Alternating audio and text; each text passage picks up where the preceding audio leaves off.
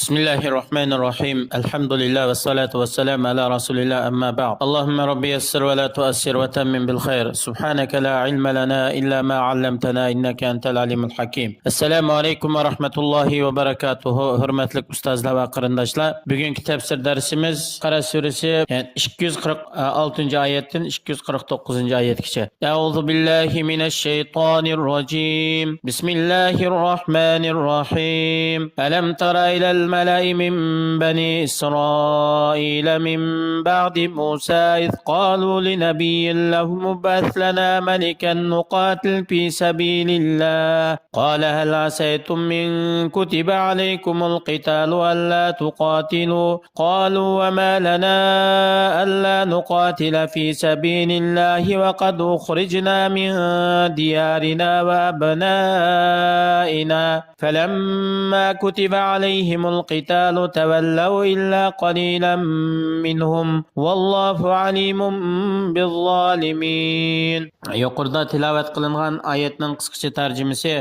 Allohning payg'ambari Musa alayhissalomdan keyin Isroil avlodlaridan bo'lgan bir bo'lik kishilarningki xabari sana yetmadimi yo ularning xabarini sen bilmadingmi o'z vaqtida shu Isroil avlodlaridan bo'lgan bir bo'lik kishilar ya'ni Musa alayhissalom dunyodan ketib ma'lum muddat o'tgandan keyin ular o'zining payg'ambariga degan bizga bir podshoh turg'izgin biz u podshoh bilan Alloh yo'lida jihad qilamiz urush qilamiz ularga ularning payg'ambari dedi sizlar hozir og'zinglarda bunda biz jihad qilamiz urush qilamiz degan bilan Alloh sizlarga urushni farz qilsa sizlar urushdan qochib Allohning bu buyurgan farzni ado qilolmay qolasizmi-ki degan vaqtida ular bu payg'ambarning bu so'zni inkor qilib dediki bizni Alloh yo'lida urush qilishdan nima cheklab qo'ydi bizda shu urush taqozo qiladigan hamma alomat harakatlar tepiladigan tursa din dushmanlari zolimlar kofirlar bizning dushmanlarimiz bizni vatanimizdan qo'g'lab chiqargan tursa bizningki avlodlarimiz oilalarimiz ota ona bola chaqa hadisanlarimiz bularni qul qilib kampilarga solib asir qilgan tursa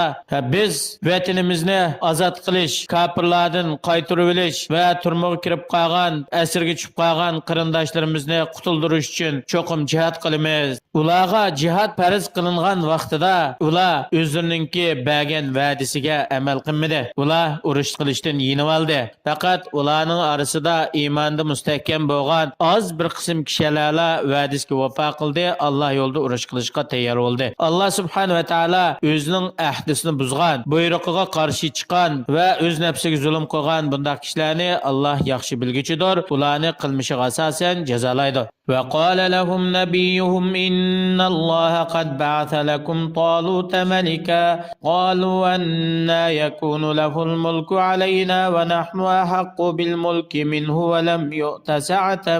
من المال قال إن الله استفاه عليكم وزاده بسطة في العلم والجسم والله يؤتي ملكه من يشاء والله واسع عليم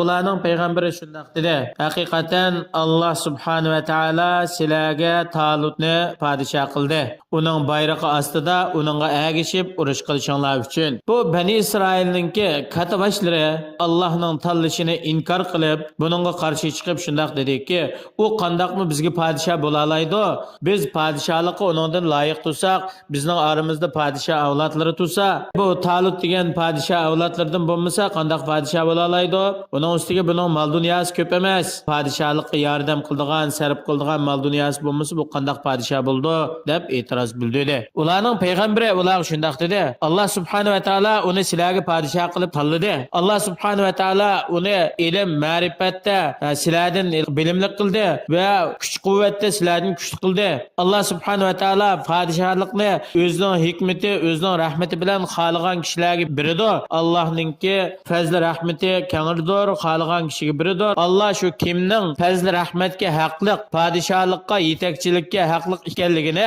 Alloh nayt yaxshi biladi Alloh shuningga biridir va qala lahum nabiyuhum inna ayata mulkihi an ya'tiyakumut tabutu fihi sakinatun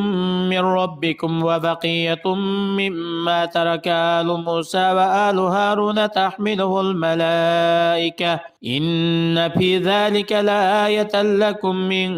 kuntum mu'minin Yana ularning payg'ambari ularga shundoq dedi. Alloh subhanahu va taoloning Talutni sizlarga payg'ambar qilib tanlaganligining yana bir alomati Alloh sizlarga tabutni qaytarib berdi. Bu tabut degan bir cho'ng sanduq bo'lib, Bani Isroil bu sanduqni nihoyatda katta ulug' bilitdi. Bu sanduq Bani Isroilning qo'lidan dushmanlari tarafidan o'lja g'animat qilib ilib ketilgandi. U sanduqda birga bo'lgan kishilarga bir xil aromdillik bo'ladigan xususiyat bordi va bu sanduqda Musa alayhissalom va Harun alayhissalom oil tavobatlarining qoldirib qo'ygan narsalari bordi. Ya'ni Musa alayhissalomning hassi va Tavratning ba'zi parchalari degandek bunday tavarruk narsalarmi bordi. Haqiqatan ashuningda Alloh subhanahu va taoloning sizlarga bu tabut ya'ni sanduqni qaytarib berishi, Talutni sizlarga payg'ambar qilib tanlashida sizlar Alloh haqiqiy shindigan mu'minlar bo'lsanglar sizlar uchun ochiq oshkora ro'shan bir alomatlar bor. Hamda bu oyatlardan chiqadigan foydalar nima desa, kishilarga yetakchilik qiladigan, qo'mondon bo'lishga loyiq sifatlarning muhimlari u bo'lsa ilm ma'rifatlik bo'lish. O'zi qaysi ishda qo'mondon bo'lsa, yetakchi bo'lsa,